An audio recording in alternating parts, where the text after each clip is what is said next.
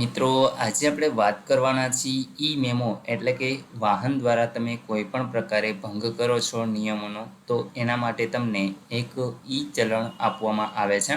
તો મિત્રો એના વિશે આજે આપણે આ વિડીયોની અંદર ચર્ચા કરીશું. તમે ઓનલાઈન ઈ મેમો કેવી રીતે ભરશો, સંપૂર્ણ પ્રોસેસ તમને આ વિડીયોની અંદર સમજાવવાની છે.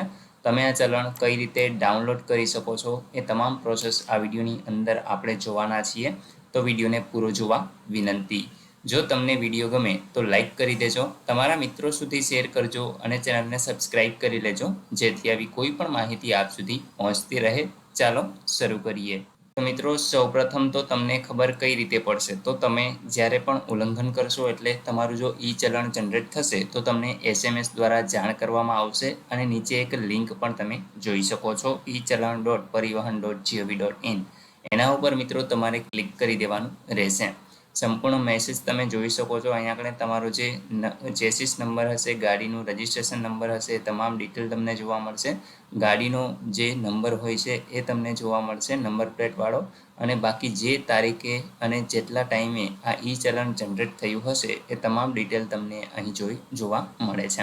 ત્યાર પછી મિત્રો તમારે આ લિંક ઉપર છે ક્લિક કરી દેવાનું છે અને તમારે ઈ ચલણ છે ડાઉનલોડ કરવાનું છે. તમે જોઈ શકો છો અહીંયા આગળ આ ઈ ચલણનો ફોટો મેં અહીંયા આગળ મૂકેલો છે. આ જ પ્રકારે મિત્રો તમને ઈ ચલણ છે જોવા મળશે અને અહીંયા આગળ તમારે ઓનલાઈન પેમેન્ટ કરવાનું હોય છે. મિત્રો આપણે વાત કરી લઈએ કે તમે ઈ ચલણ છે કઈ રીતે ડાઉનલોડ કરી શકશો અને તમારે ઓનલાઈન પેમેન્ટ કઈ રીતે કરવું. તો ચાલો હવે આપણે પીસી ઉપર એટલે કે ઓનલાઈન પ્રોસેસ જોઈ લઈએ. તો મિત્રો જેવા તમે એ લિંક ઉપર ક્લિક કરશો echallan.parivahan.gov.in, તમે આ પેજ ઉપર આવી જશો. તમે જોઈ શકો છો કે અહીંયા આગળ ચલણ ડિટેલ છે એ તમને જોવા મળે છે. જો તમારી પાસે ચલણ નંબર અવેલેબલ હોય તો તમે અહીંયા નાખી શકો છો, બાકી વાહન નંબર અથવા તો ડ્રાઇવિંગ લાઇસન્સ ઉપરથી પણ તમે આ ચલણ નંબર છે એ જોઈ શકશો. તો મિત્રો અહીંયા આગળ આપણે વ્હીકલ નંબર નાખી અને સર્ચ કરાવી લઈએ. તો અહીંયા જે કેપ્ચા લખેલા છે કેપ્ચા તમારે આ જ રીતે લખી અને ત્યાર પછી નીચે જે ગેટ ડિટેલનું ઓપ્શન છે એના ઉપર ક્લિક કરી લેવાનું છે. તો હું મિત્રો અહીંયા આપણે આપણો ગાડી નંબર લખી અને ચલણ છે એ જોઈ લઉં છું.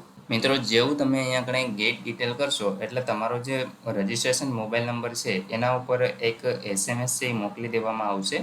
એ OTP છે એ તમારે વેરીફાઈ કરવાનો હોય છે.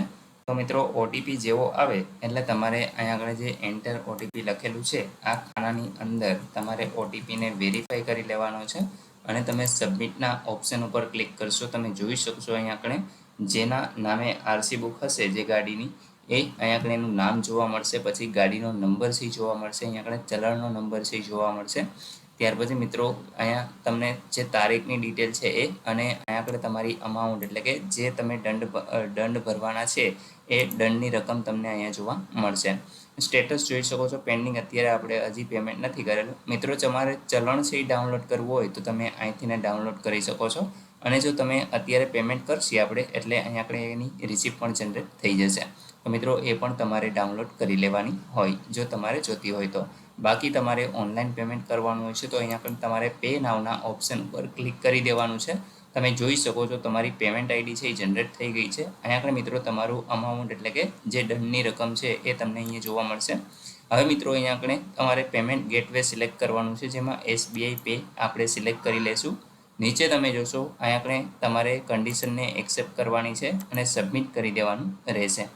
જેવું તમે સબમિટ કરો છો મિત્રો અહીંયા તમે જોઈ શકો છો તમારે ડેબિટ કાર્ડ, ક્રેડિટ કાર્ડ, ત્યાર પછી ઇન્ટરનેટ બેન્કિંગ કે UPI જેનાથી પણ તમે કરવા માંગતા હો પેમેન્ટ એ તમારે અહીંથી સિલેક્ટ કરી લેવાનું છે.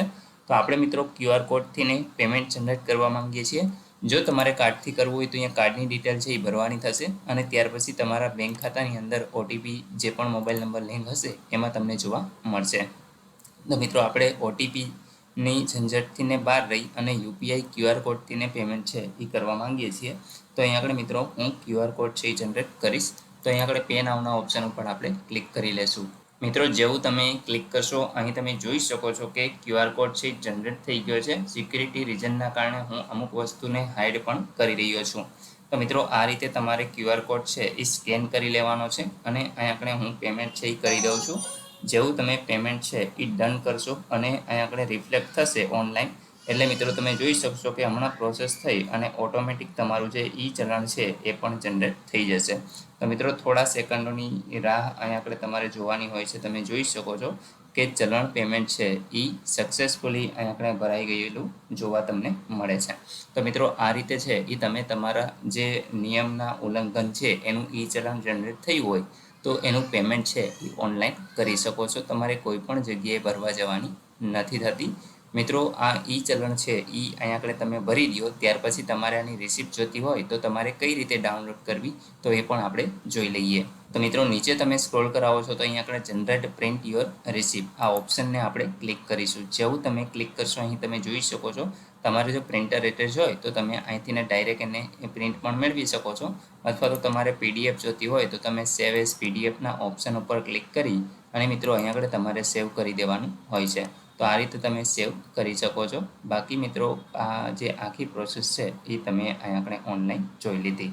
તો મિત્રો આ રીતે છે એ તમે જોઈ શકો છો કે આપણે 100 રૂપિયાનું જે પેમેન્ટ હતું એ અહીંયા આપણે સફળતાપૂર્વક કરી દીધું છે અને તમારો જે મેમો છે એ અહીંયા આપણે ચૂકવાઈ ગયો છે. મિત્રો હવે એક તમને વાત જણાવી દઉં કે જો તમે આ ઈ મેમો છે એ તમારે કેટલા દિવસની અંદર ભરવાનો હોય છે તો ઘણા બધા લોકોને ખબર નથી હોતી. તો 90 દિવસની અંદર મિત્રો તમારે આ ઈ ચલણ છે એને ભરપાઈ કરવાનું હોય છે. જો 90 દિવસ સુધી તમે આ ચલણને ભરપાઈ નથી કરતા તો તમારી સામે કાયદેસરની કાનૂની કાર્યવાહી કરવામાં આવે છે અને તમારે છે એ કોર્ટની અંદર જવું પડી શકે છે. તો મિત્રો આ જે ઈ ચલણ છે એને તમારે 90 દિવસની અંદર ભરી જ દેવું જોઈએ, કારણ કે જો તમે કોઈ પણ પ્રકારનો સરકારનું ઉલ્લંઘન એટલે કે નિયમ ભંગ કરો છો તો તમારે ઈ ચલણ છે એ ભરવાનું થશે. મિત્રો આશા રાખું છું કે આ વિડીયોની અંદર તમને સંપૂર્ણ માહિતી મળી ગઈ છે. તેમ છતાં પણ કોઈ પ્રશ્ન હોય તો કોમેન્ટ દ્વારા પૂછી શકો છો. વિડીયોને લાઇક કરી દેજો, તમારા મિત્રો સુધી શેર કરજો અને ચેનલને સબસ્ક્રાઇબ કરી લેજો જેથી આવી કોઈ પણ માહિતી આપ સુધી પહોંચતી રહે.